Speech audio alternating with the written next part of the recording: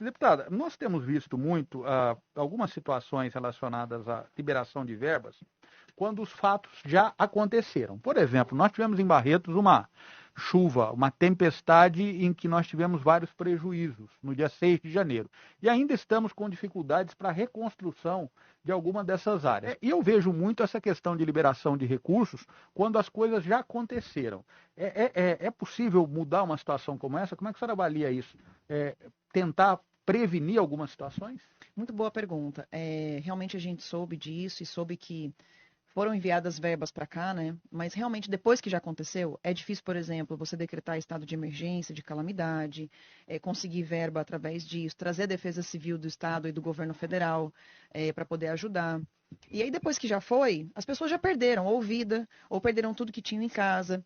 A cidade já está destruída. Agora, como é que a gente pode prevenir isso? A gente tem uma verba no governo do estado que é para prevenção de enchentes, deslizamentos, catástrofes, ou seja, prevenir para que aquilo não aconteça. E, inclusive, entrei com uma denúncia no Ministério Público e um pedido de impeachment do governador Dória. Agora não precisa mais do pedido de impeachment, mas essa denúncia tem que andar, porque ele deixou de usar mais de R$ 1 bilhão em 2021 de verbas de prevenção a enchentes, catástrofes e deslizamentos. Então, quando ele deixou de executar essa verba, eu acho que a gente está aqui com o Cuiabano, ele sabe bem como é que é a execução de verba, não é fácil, mas precisa ter competência para fazer. A gente percebe que se ele tivesse utilizado essa verba, se ele tivesse tentado conter os deslizamentos, se ele tivesse melhorado algumas questões, isso não teria acontecido. Outra coisa também que acontece, né? Se ele tivesse tratado o Tietê como ele disse que trataria, a gente teria muito menos problemas nesse excesso de chuvas. Ele disse que o Tietê, no final do mandato dele, estaria sendo como o Rio Sena, né, que tem flutuantes e com estações e restaurantes, etc. Não fez nada disso. Então, várias coisas que ele disse que ia fazer ao longo desses anos, ele não fez. O Rodonel não terminou. Então, hoje, São Paulo conta com um trânsito que é insuportável, por conta da falta do Rodonel que ele disse que ia terminar e não terminou. Inclusive o pessoal brincou, chama o Tarcísio, né? Porque ele não conseguia terminar as coisas. E essa chuva que deu, por exemplo, atrapalhou inclusive as obras do metrô de São Paulo, porque o lugar que ele fez uma propaganda danada dizendo que ia funcionar, não funcionou.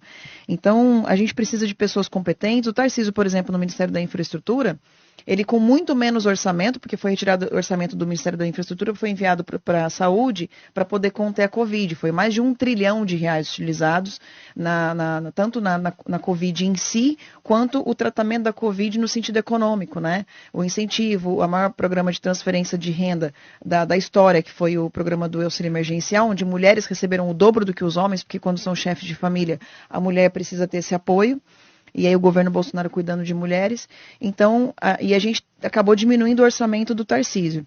E ele conseguiu fazer muito mais do que qualquer outro ministro de infraestrutura da história fez, com obras grandes, né? Pavimentou lugares nas regiões mais longínquas do Brasil, onde ninguém conseguia pavimentar. Então a gente precisa de gente competente que consiga. O orçamento dele, ele conseguiu executar 99,8% do orçamento dele. Sobrou um pouquinho porque muitas vezes o prefeito da cidade não consegue executar, né? Como aconteceu aqui antes dessa prefeita Paula, que verbas minhas não foram executadas aqui na cidade. Então, assim, a gente precisa cuidar, precisa prevenir e, infelizmente, o governo Dória deixou de usar mais de R$ 1 bilhão do orçamento em 2021, que poderia ter salvo muitas vidas.